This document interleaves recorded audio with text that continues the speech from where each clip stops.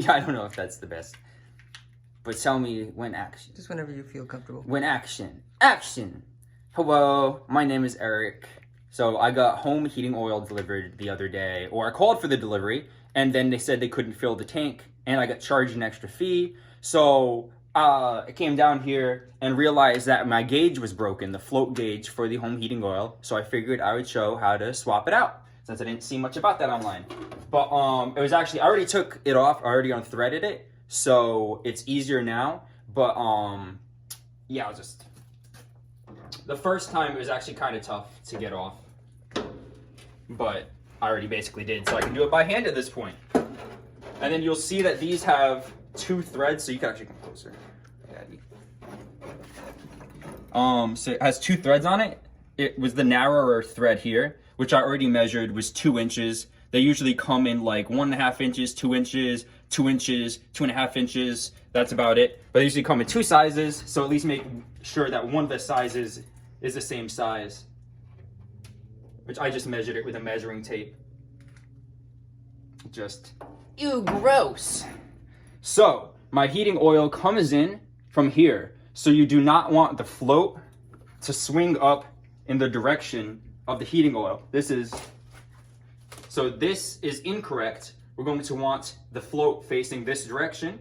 And so reading the instructions and everything, I bet all the instructions are pretty similar. So you'll actually be able to spin and change the orientation, or actually I should say, I want to screw this. And then that way I can keep it facing the right orientation while I screw it in.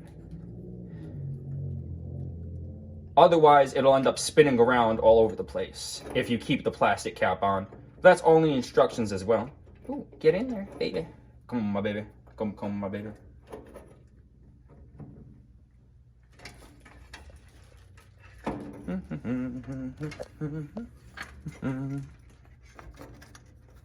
Oh, please, fit in the hole.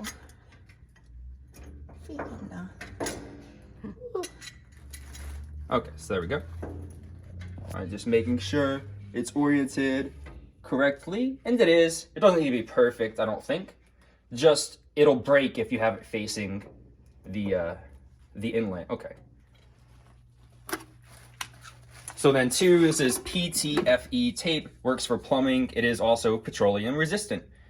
So, gotta think about the correct stuff. I'm screwing it in this way then. I don't think it needs to be too crazy here. But you're wrapping it in the direction that you're gonna screw it? Yeah, I'm wrapping it so that it will snug it up the direction that I'm trying to screw it in.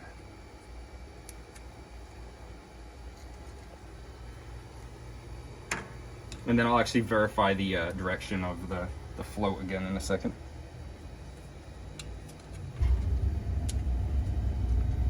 Probably easier if I just spin this whole apparatus for a second.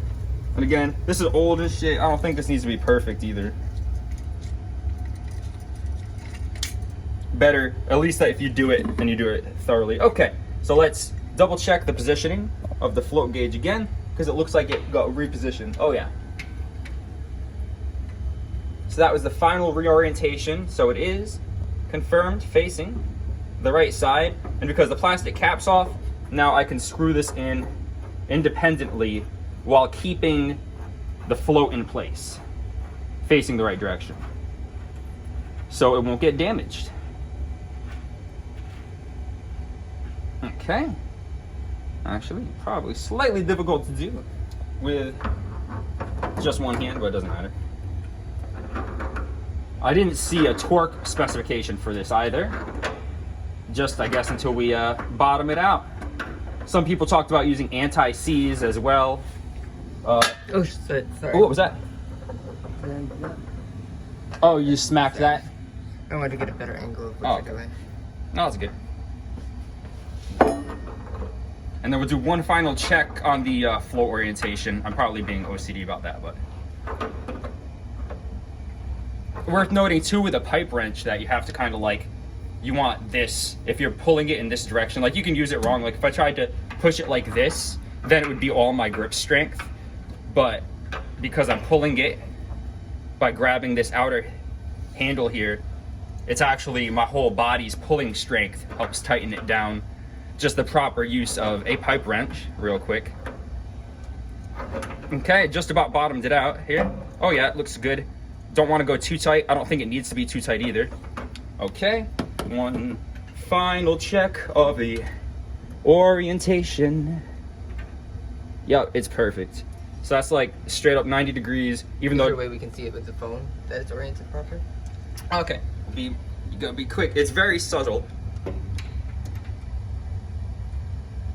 But so you can see, back it off sideways down here towards me, because you can see that it will extend that way. Oh, okay, okay. So that. Yeah, so you can see that. Yeah, So that makes that's sure the final check. Yeah, I think it's kind of. There's not honestly, it's very difficult. So like you could see the oil in there and see how full it is, but it's a pain in the ass and this, that, and the other thing.